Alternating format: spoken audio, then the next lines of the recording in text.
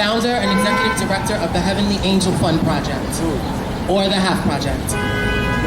My organization is a charitable donation org, and it's named after my first mentor, Heavenly Angel Octavia St. Laurent Blahnik. Google her if you don't know who she is. The purpose of my org is to ensure the holistic health and well-being of Black trans women and assigned male-at-birth femmes in the Bronx and the Uptown Manhattan area. We are one org in a network of orgs that is called the Heavenly Femme Network. Profound of Squad is part of that network. They're going to speak after. We empower and center Black trans women and assigned male-at-birth femmes in our community.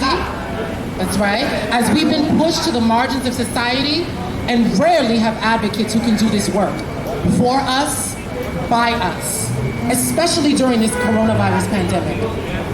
Our organizational office is mere blocks away from where Tiffany Dior Harris was murdered. As a matter of fact, the post office that I frequent often to send care packages and self-defense kits to the girls, which we also have, by the way, if anybody needs any, care packages or self-defense kits, that building is right next door to where she got killed. I'm still in shock from seeing the building that I pass by on a weekly, sometimes daily basis, okay, in the news as a murder scene for the very same demographic that I committed my time and my life, 20 years of my life, to help serve and protect my community. What's worse to me is that even in death, early press reports relegated Tiffany to potentially just being a sex worker. Wow. Now, whether that's true or not, she was a human being who was murdered with a knife, not a gun, nothing quick and detached. No, the killer was close enough to stab her, and he had enough hate in his heart to do it repeatedly. What a fucking psycho. I was told by a few cisgender, aka non-transgender women acquaintances of mine that I need to be careful. And my response was, while I appreciate the concern, I'm fine. I'm protected mentally, emotionally, spiritually, and physically on all sides. But it's the trans girls who are younger than me that I worry about.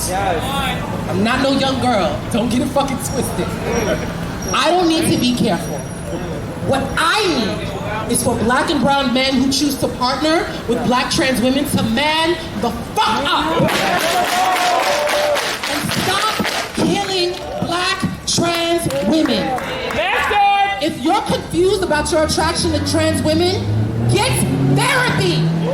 It's not our job. Take an anger management class.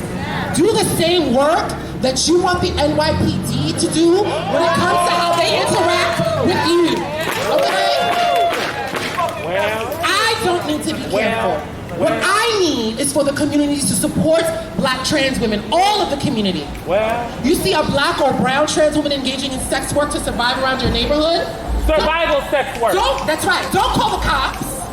Call on business owners in the neighborhood whose establishments you frequent to hire wannabe sex workers. Stop victim blaming. Stop sex shaming and slut shaming. Trans women will not be hired unless community members voice that they're cool with being served by trans women employees. Black and brown non-trans women, my cis women, sisters, CIS, TERS, okay? Yes. Recognize that this murder is not only transphobia. Oh no, honey. This is misogyny as well. Yes. Specifically misogynoir, the hatred of Black women and Black feminine power. There is a shift that is happening in this world beyond coronavirus. Language is changing. Preferred gender pronouns are being included in people's email signatures. Revolution is literally being televised. But the more things change, the more people who are filled with fear and stuck in the ways of the old begin to show who they are. Amen. This murder disgusts me. The fact that I have to tell grown black and brown non-transgender people to support and protect trans women in our community disappoints me. Say that. The probability that my message must or just might go unheard enrages me. We failed Tiffany Harris. Yes. This cannot happen again. We need to do better as a community. Yeah. The killer needs to be charged with second-degree murder Yes. with added hate crimes legislation under New York State Penal Law 485. Yes. Look it up. Yes. We as a community, we need to prosecute him and make an example. A life for a life. That's right, nigga. When the courts reopen, pack them. Put him under the motherfucking prison. Say that. That was somebody's child who got murdered. Message. We are people's children.